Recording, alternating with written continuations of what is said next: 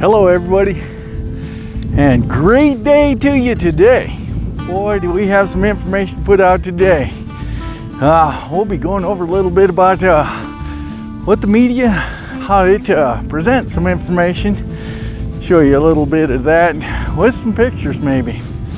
Let's see, definitely I'll show you something about a little bit about our votes. We'll go cover that just a little bit, and a little bit about this thing we got virus going on here, and talk about that for just a little bit here. And of course we'll be getting into Bitcoin and cryptocurrencies, which that's what you're here for. A little bit about everything else too. So hey, stay tuned, we're coming at you.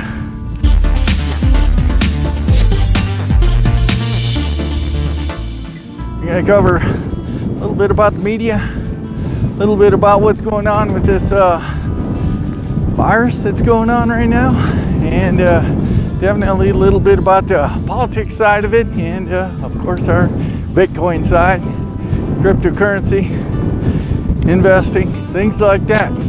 Hey, stay tuned to the end. I've got the golden nugget here, give you a tidbit of information about a coin come across, and I've had it for a long time and I think it's going to do pretty well, so stay tuned. So the very first thing here is what do you believe about the media? We have CNN, Fox, CNBC, whole bunch of different media sources out there. They all say the same thing. It's amazing. And then I get onto some other channels and they're saying something different. Who's talking about the truth here? I tell you about those other stations though, I found out that they have video evidence. They've got a whole bunch of positive information, or the exposing of some information that I would like to know about. Not everything that they say is true. Keep on repeating the same thing over, and seeing that some of it is a lie. Can't believe that of our media. They're supposed to be presenting both sides of it and letting us make the choice. But I find a lot of the media now, they're criticizing.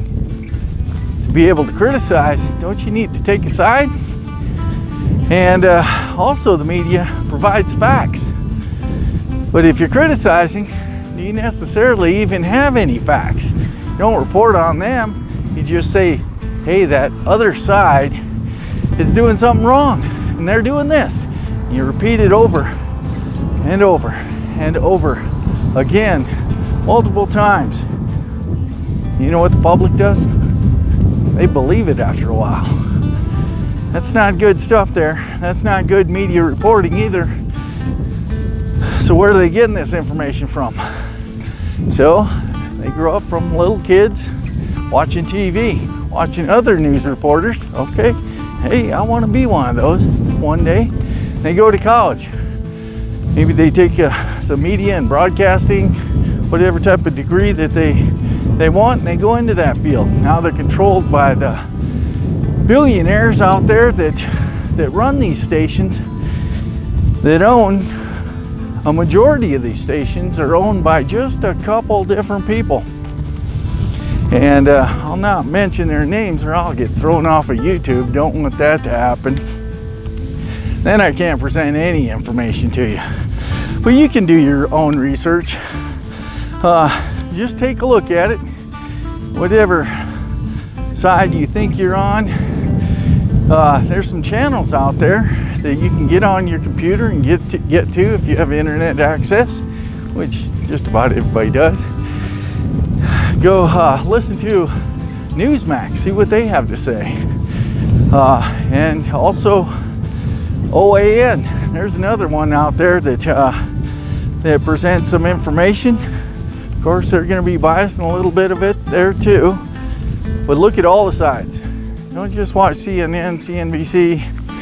Those C's, they start with the C's, getting you used to CCC and some things like that. But I'll not go into that. So there's new bill presented. It was presented a few years ago, and they said it's kind of a dead horse, or it's not in action right now.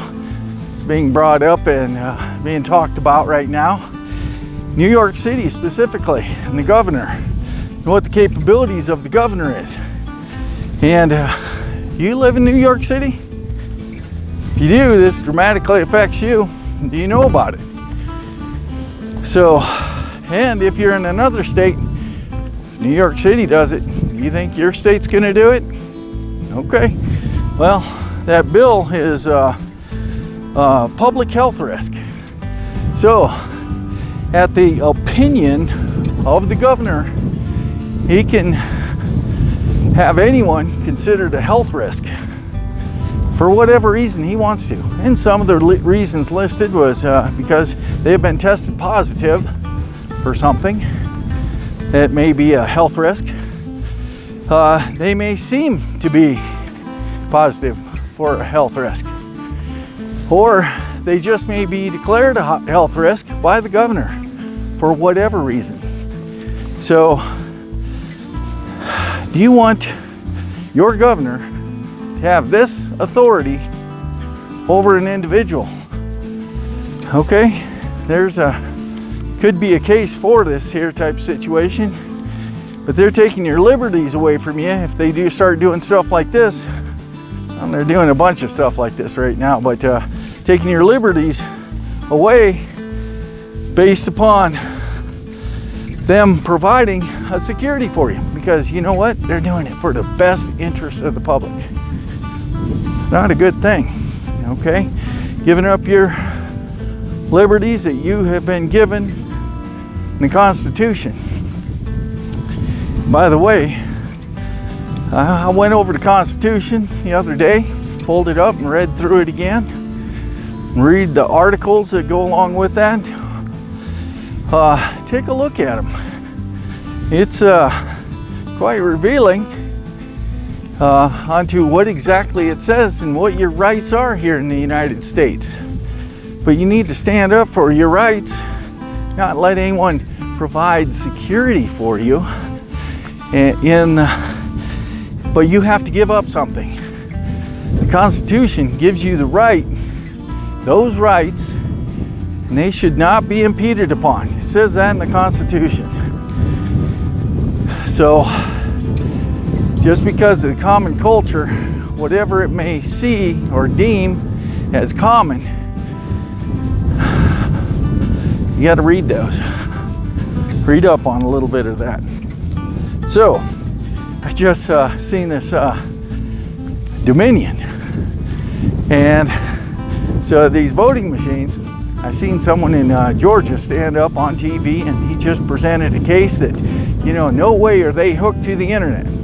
Now, he said that specifically, and then he said you need a modem, okay, hooked onto the machines. So I go back to a video back in 2016, I believe is when it was. I'll show it to you here in just a bit, that demonstrates the capabilities of this machine.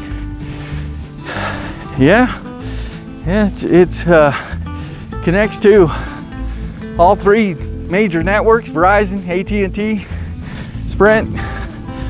So at that time there, Sprint was split out, but yeah, they were pretty proud of how it can connect. The guy did say it only connects one direction, but going to Starbucks one time, as presented on this one here, and you can see the internet in that place, and just watch this video here. Pretty good.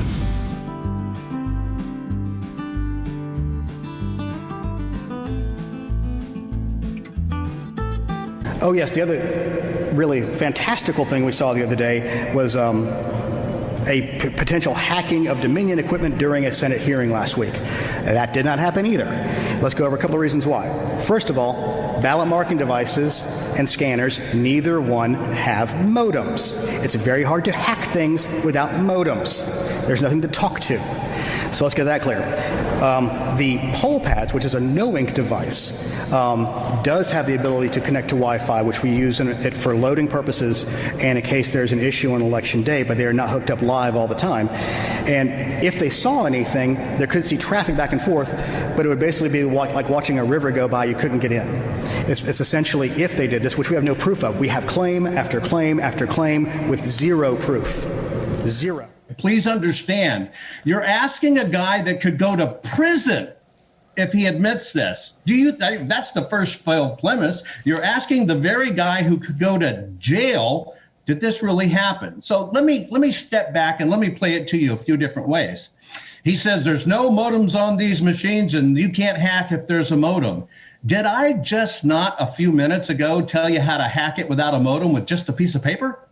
Yeah. That doesn't have to have a modem. Now, come on, folks. They're actually using smoke and mirrors. I don't like these smoke and mirrors. I think they're inappropriate. Dominion can say our machines are not connected to the internet. You know why they can say that?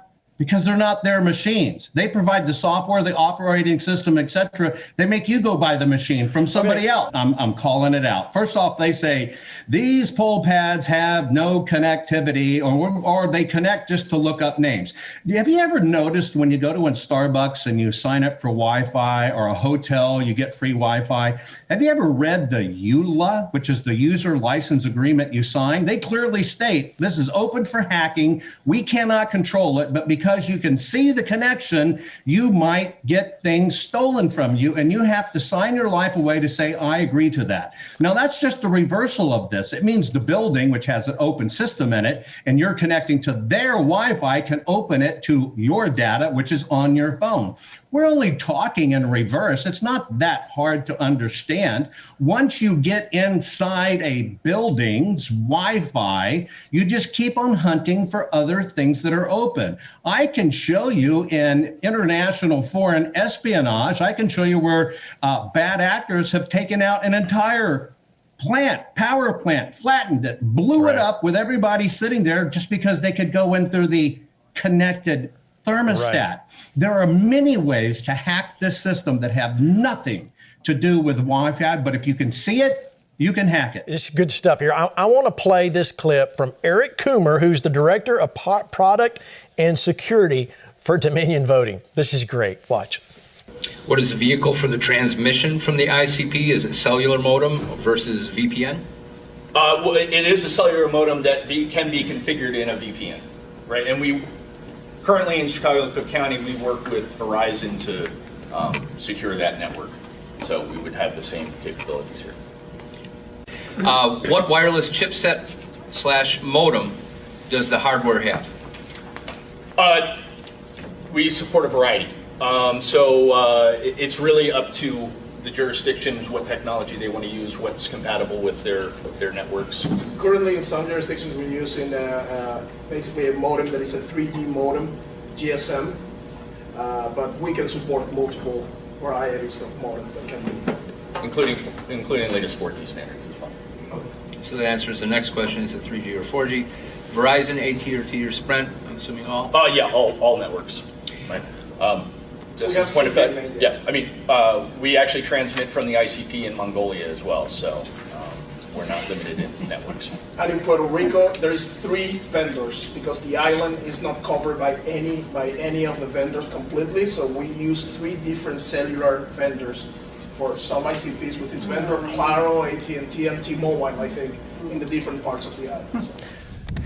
Let's see. So, here's getting into a little bit of finance. Golem. It's always been a favorite because it actually has a use case. Okay, what is Golem? Okay, it's a cryptocurrency. You know, you have Bitcoin out there, but you have Golem too. Golem is one of the 5,000 altcoins. And sometimes you need to take a look at these because you can invest in something like that and it can go up, can go down too. But I think now's the time. In the past, I've always seen it. Whenever Bitcoin goes up, it doesn't go up. It hardly moves. It takes a long time for it to kick in, but when it kicks in, it really goes. And I see on the Voyager app And I'll talk about a little bit about that too here in just a bit. But GNT is Golem's 3-letter abbreviation for it. It's changing over to GLM. So Golem's going to be GLM, just like Golem. And it's sitting currently at about 11 cents right now, CoinGecko. And